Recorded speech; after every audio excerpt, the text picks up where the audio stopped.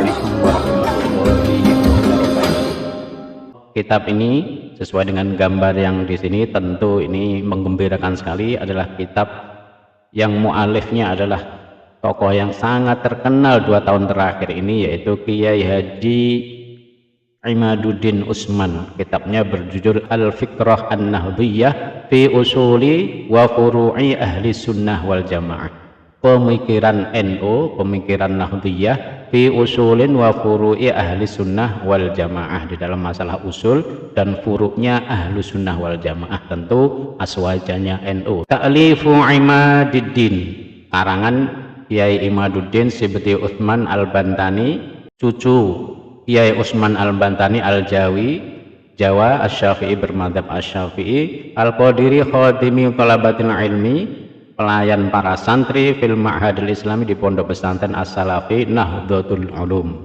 Jadi ini luar biasa sekali, seorang kiai dari Jawa mengarang kitab berbahasa Arab. Sebelum beliau sudah ada kiai-kiai top, yaitu Kiai Nawawi Al-Bantani, ada Kiai Ihsan Jampes, dan masih banyak lagi, termasuk Hadratus Syekh Hasyim Al-Asy'ari. Kitab ini berisi tentang, sebagaimana tampak di judulnya, adalah pemikiran-pemikiran Nahdlatul Ulama dengan aswajanya Ahlus Sunnah wal Jamaah. Kiai Imaduddin menyelesaikan penulisan kitab ini pada tahun 1439 Hijriah, sekitar 3 tahun sebelum beliau viral membatalkan nasab Ba'alawi.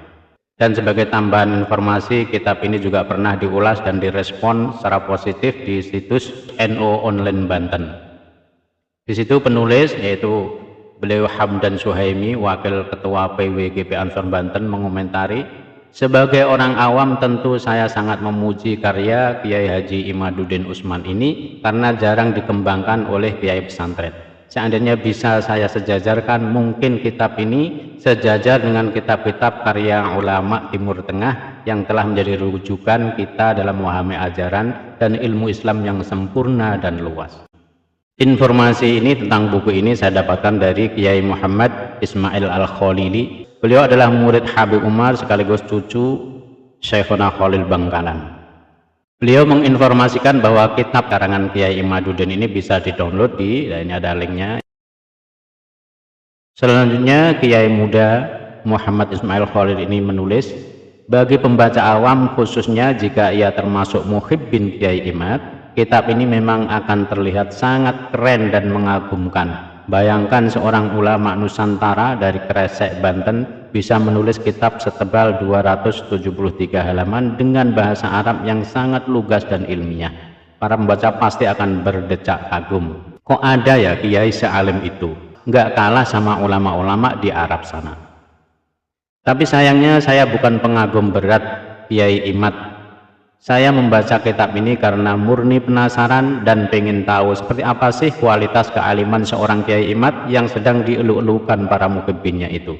Hasilnya, setelah membaca sampai halaman 126, saya menemukan suatu fakta yang sangat membagongkan.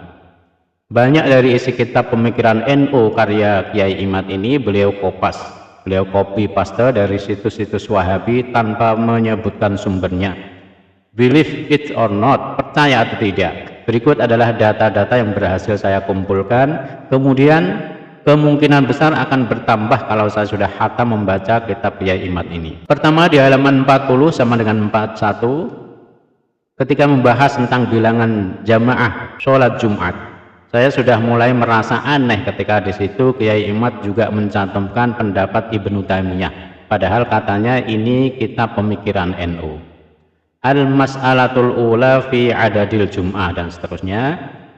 Ternyata ibarat ini beliau kopas, beliau copy paste, atau lebih tepatnya cut and paste, sedikit modifikasi dari situs Wahabi berikut. Situsnya adalah islamweb.net. Perlu diketahui, islamweb.net ini adalah situs raksasa Wahabi yang biasa memuat fatwa-fatwa ulama-ulama Wahabi seperti Bin Baz, Syekh Utsaimin, Albani, dan lain-lain. Yang kedua, di halaman 49, ketika membahas khutbah dengan selain bahasa Arab, Kiai Imad menulis, ittafaqal fuqaha'u ala annal aula an takunal khutbatu bil lughah al arabiyyah, sampai seterusnya. Komentar Kiai Muhammad Ismail Al-Khalili, ibarat di atas ternyata juga Kiai Imad kopas plek ketiplek dari situs Wahabi. Hanya saja beliau modif sedikit akhir ibaratnya. Ma'aziyadati wal ikhtisar, berikut link situsnya. Nah, ini link situsnya yang tempat Kiai Imad mengambil tulisan ini ada di sini. Islamkia.info adalah Al-Islamu soal wa jawab, pertanyaan dan jawaban tentang Islam. Ini juga merupakan situs terkenal Wahabi milik Syekh Muhammad Sholeh Al-Munajjid, seorang ulama Wahabi, santri dari Syekh bin Baz, Syekh Utsaimin, Syekh Albani. Biyuh jan nguri tenan iki. Al-Fiqrah An-Nahdiyah apa Al-Fiqrah An-Najdiyah, pemikiran Najd. Nah, ini sebagai informasi saja, Wahabi itu Muhammad bin Abdul Wahab lahirnya di Najd.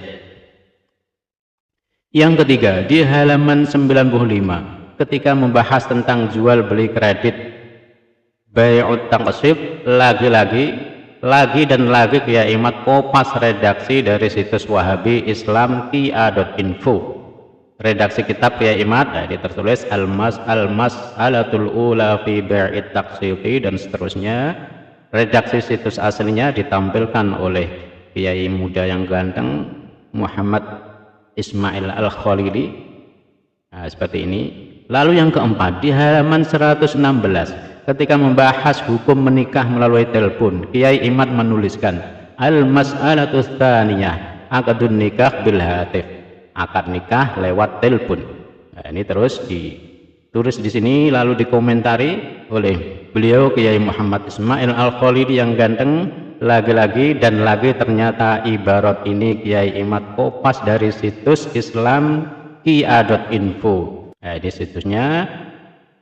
Hanya saja cerdiknya Kiai Imad di sini, sumber-sumber fatwa itu beliau hilangkan karena akan jelas menampakkan kewahabian mereka. Coba perhatikan, fatwa di atas bersumber dari Al-Lajnah Ad-Daimah yang bisa dibilang MUI-nya Wahabi, juga dari Syekh Abdul Aziz bin Baz. Halaman 5, nomor 5 di halaman 125 ketika membahas tentang poligami. Mak-mak pecinta Kiai Imad wajib baca ini ya.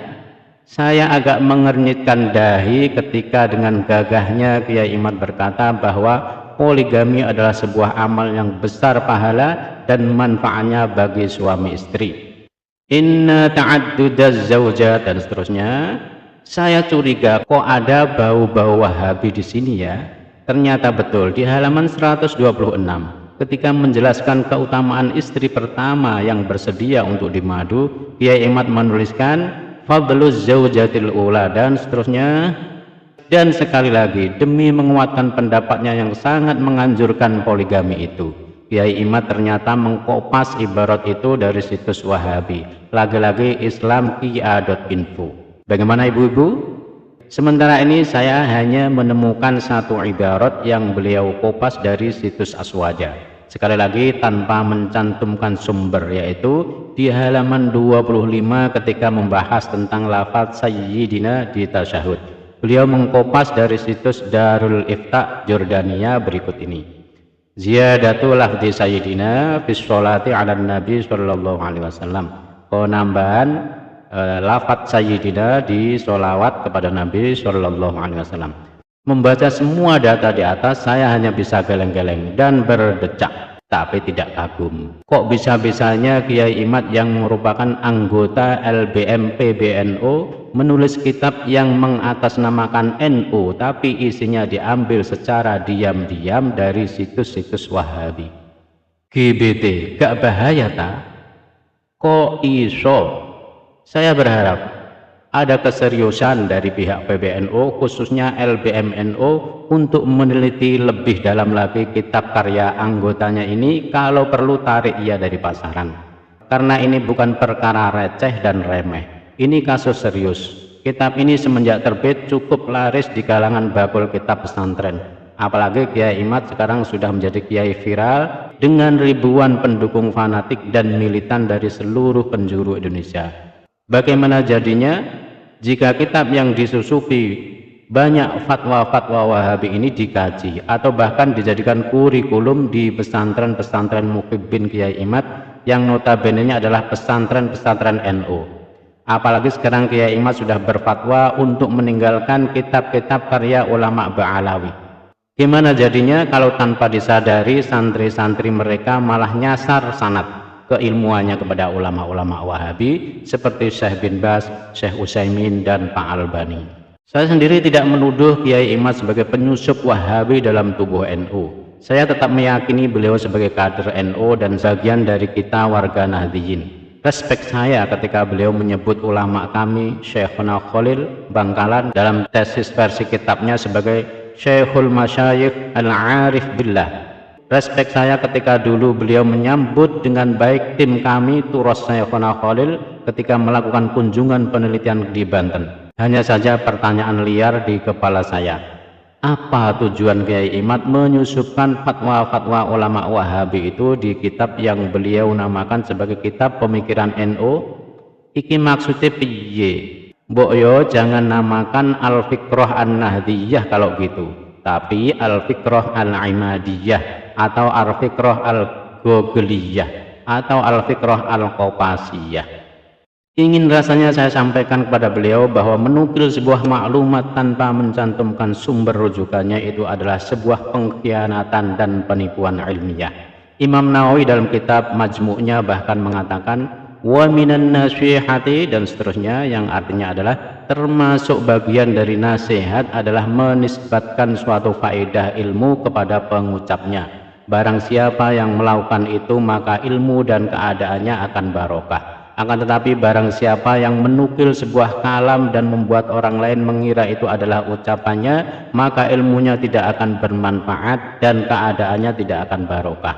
Karena itu para ahli ilmu sejak dulu selalu menisbatkan suatu faidah kepada pengucapnya. Dulu para ulama-ulama NU berjuang keras untuk menjauhkan masyarakat dari pemikiran-pemikiran Wahabi. Sekarang ada kiai yang merasa paling NU, bahkan ngarang kitab tentang pemikiran NU, anggota LBM NU pula. Tapi isi kitabnya malah menukil dari ulama-ulama Wahabi. Mari kita rapatkan barisan dan sama-sama jaga NU kita. Seperti apa yang pernah didakwakan oleh Syekhina Maimun Zubair. Masya ya opo NU kuwi tinggalane para wali, ya wajib dijogo. Bagaimanapun juga NU adalah peninggalan para wali, ya wajib dijaga.